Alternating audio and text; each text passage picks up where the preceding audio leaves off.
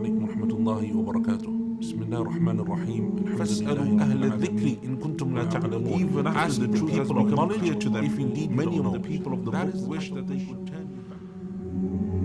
Meaning the general principle is that it is better to give charity in secret.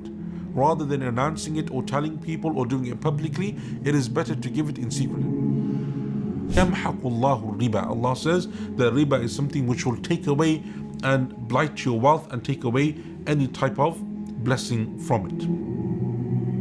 Allah subhanahu wa ta'ala says that one of the greatest or most beneficial ways of preserving your rights is to write it down, to have a contract between you and the other person, especially if that other person is someone that you don't know.